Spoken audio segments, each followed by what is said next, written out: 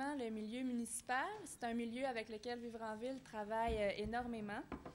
On a vu aujourd'hui plusieurs stratégies d'action qui peuvent s'opérationnaliser par des outils d'aménagement du territoire et d'urbanisme, notamment par des outils de planification et des outils de réglementation. On en a parlé un peu dans la présentation de Mme Lucie. Vous allez voir que je ne serai pas trop redondante. Donc,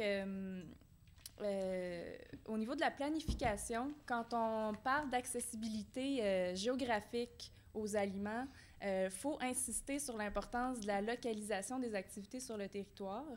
Idéalement, il faudrait que les infrastructures alimentaires soient situées au cœur des milieux de vie. Ce qu'on voit présentement comme mode d'urbanisation de nos villes, de nos banlieues, c'est plutôt un aménagement qui va venir séparer assez drastiquement, les activités sur le territoire. Donc, on va avoir des zones avec des résidences seulement, séparées par des autoroutes des autres sphères d'activité, dont les commerces d'alimentation qui vont avoir souvent l'allure de commerces de grande surface le long des autoroutes. Et ce type d'aménagement-là, ça vient restreindre considérablement l'accès aux aliments sains pour les ménages, évidemment, particulièrement ceux qui ne sont pas motorisés.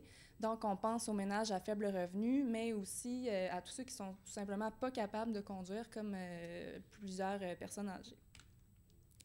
Donc, pour planifier une certaine proximité sur notre territoire et optimiser le mode de développement urbain, il faudrait plutôt essayer de consolider les centralités qui existent déjà. Puis là, ça peut s'appliquer, oui, en milieu urbain, mais aussi en milieu rural. Donc, on pense aux noyaux villageois, au cœur de quartier, où il faut diriger les activités dans la mesure du possible, évidemment.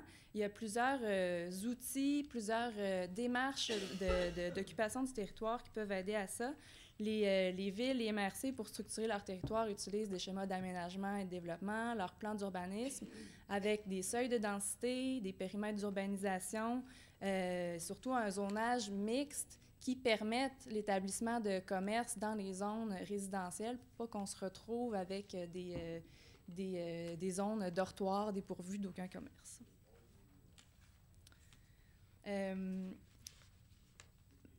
Outre la localisation, si on veut assurer une meilleure accessibilité à la saine alimentation, il faut aussi regarder à une échelle plus détaillée comment on peut accéder aux infrastructures alimentaires, particulièrement au commerce. Donc, si on a un supermarché ou ça peut être aussi un jardin, mais même s'il y a une certaine proximité géographique, si le supermarché n'est pas desservi en transport collectif ou mal desservi, s'il n'y a pas de trottoir pour y accéder, s'il faut traverser une autoroute ou une mare de stationnement pour le rejoindre, on ne peut pas parler d'une bonne accessibilité. Les villes disposent de plusieurs outils pour essayer de rendre plus convivial, plus sécuritaire, plus facile l'accès à ces commerces-là par leurs outils de réglementation, entre autres.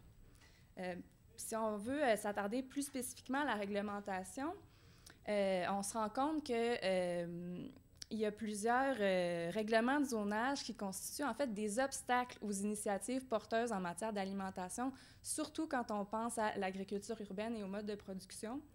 Donc, idéalement, il faudrait, dans un monde idéal, permettre la production alimentaire partout. En fait, c'est possible, puis on se rend compte qu'il n'y a pas tant de nuisances que ça.